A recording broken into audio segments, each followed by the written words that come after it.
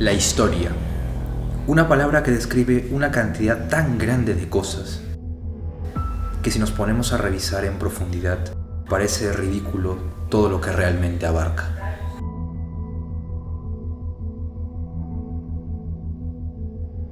Es por eso que me gusta tanto la historia, porque es aquello que te permite ver el por qué estamos aquí.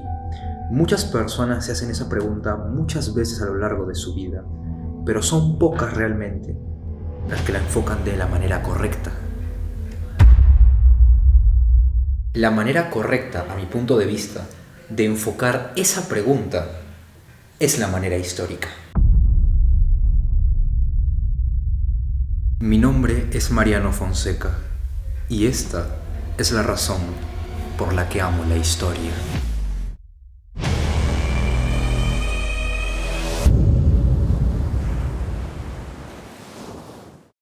Desde muy pequeño me ha encantado todo lo que tiene que ver con historia, desde los antiquísimos reyes mesopotámicos hasta cosas tan recientes como el 9/11.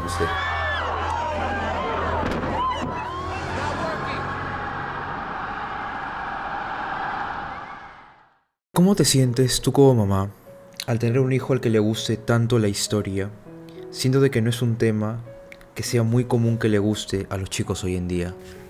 Bueno, yo me siento orgullosa porque justamente ese es el tema, ¿no? Que los chicos de ahora no se interesan por el tema de la historia, más están en su interés va por otro lado. Pero en el caso tuyo es muy interesante ver que te gusta indagar, te gusta averiguar, te gusta profundizar, ¿no? Ese tipo de temas y siempre que hay alguna ocasión en la que puedes, que se trata de estos temas, siempre tienes tema de conversación y te puedes explayar y puedes intervenir, ¿no?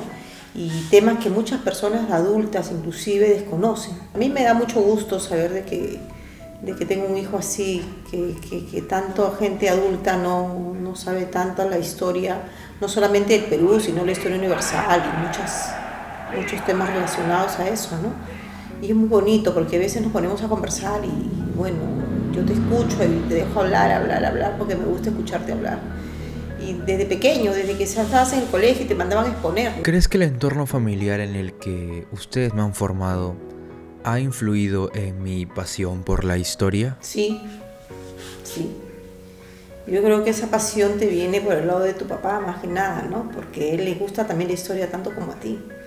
Y desde pequeño te ponía a ver Discovery Channel y cosas, ese tipo de programas, ¿no? Y también te inculcaba la lectura, ¿no? Y es más, todavía no sabías ni leer, pero tú andas con tu libro en las manos. Y yo creo que sí, tu papá influyó mucho en eso, bueno, y el que leas mucho de historia, porque a él como le gusta tanto, entonces sí, aparte que siempre en la hora del almuerzo siempre tratamos algo de historia, siempre hasta ahora, ¿no? Cuando estamos sentados siempre se trata de una cosa, de otra cosa, los temas siempre vienen por ahí. Sí, yo creo que es parte de lo que se ha inculcado en la casa y yo creo que tú lo has captado muy bien. ¿Cómo conseguiste que tu hijo se interesara en un tema tan poco común para los jóvenes como es la historia? Bueno, cómo lo conseguí en realidad son una serie de factores, ¿no? Y algunos fueron fortuitos, ¿no? A mí me gustaba siempre la historia, me gustaba. Entonces yo siempre, desde que comencé a ver el cable, me gustaban sobre todo los documentales y los canales de historia, ¿no? Como el Discovery Channel. Y recuerdo que tú tenías, yo ponía el televisor, ¿no? Ponía el canal de cable, y preparaba un poco porcor y tú de pequeño te sentabas a mi lado a comer el porcor, porque ahí fue el inicio. Y de pronto te quedabas conectado a lo que yo veía. Así que siempre que yo me acercaba a ver televisión, tú te acercabas porque yo comí porcor y tú a mi costado comías y llegó un momento en que ya tú lo hacías porque ya te había gustado, te habías enfocado, te habías conectado al programa, por darte un ejemplo, y seguías solo y poco a poco te fuiste, ¿no? Metiendo en eso y bueno, no necesité obligarte, tú solito me seguiste los pasos. ¿Cómo te sientes con respecto a mi pasión por la historia?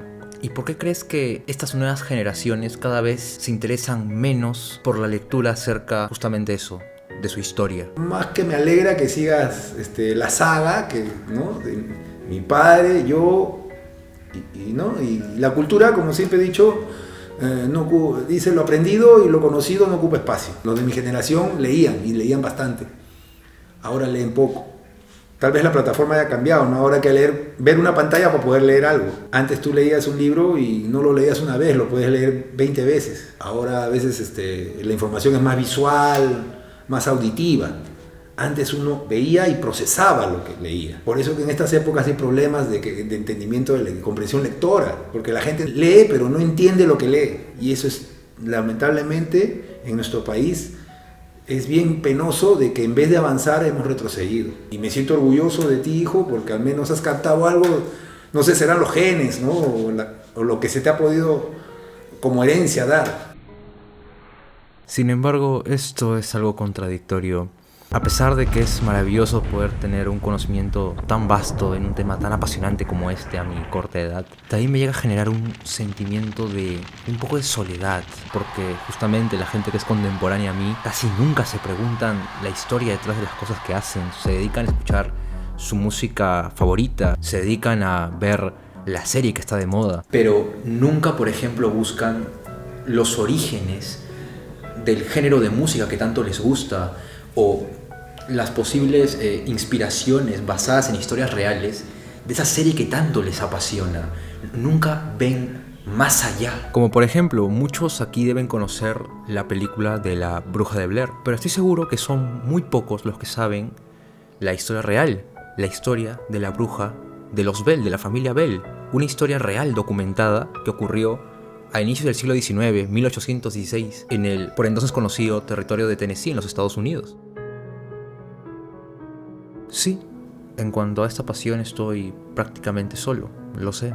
Y sé también que quizás otros chicos de mi misma edad, de mi misma situación, dejarían un poco de lado este cariño por una cosa tan bonita y tratarían de buscar nuevas pasiones, algo con lo cual poder coincidir con más gente. Pero yo no puedo. A pesar de todo, amo la historia, amo los momentos épicos, los momentos trascendentales. Sabiendo eso, momentos como el de la batalla de Dunkerque, el milagro de Dunkerque, en el que fueron los propios civiles británicos los cuales, a pesar de enfrentar al peligro y la muerte que yacía cruzando el Canal de la Mancha, aún así fueron a rescatar a los suyos y a sus aliados. Y en el mismo contexto de la batalla de Dunkerque, la división francesa que se quedó atrás, la que decidió no evacuar, la que se sacrificó para conseguirle a sus camaradas, a sus amigos un poco más de tiempo, cada hora valía. Otro ejemplo de esto, la batalla de Samar, en el contexto de la batalla del Golfo de Leyte, en el que una pequeña unidad de patrullaje, la Taffy 3, una unidad de patrullaje muy ligera, se enfrentó de tú a tú con la Armada Imperial Japonesa. La armada que en ese entonces era la armada que poseía los barcos más poderosos del mundo. Y aún así, a puro valor, a puro sacrificio, sangre, sudor y lágrimas, literalmente, lograron conseguir la victoria. Como es la historia de la humanidad en el que muchas veces el débil, el que a todas luces tiene que perder ante una fuerza muy superior, termina alzándose con la victoria únicamente con espíritu de lucha y peleando hasta el final, hasta el último hombre, hasta la última bala, hasta quemar el último cartucho. Sé que me he salido un poco de tema, pero es como mismo este documental y me encanta la historia y cuando empiezo a hablar de historia me explayo mucho. Es un buen hábito, no sabría cómo describirlo exactamente, pero si me dijeran ¿con qué frase te gustaría terminar este documental y qué frase te gustaría que quede para los espectadores de este documental, sería la siguiente: aprende de tu historia, porque el que no aprende de su historia está condenado lamentablemente a repetirla. Pero aquel que sabe de su pasado es dueño de su futuro.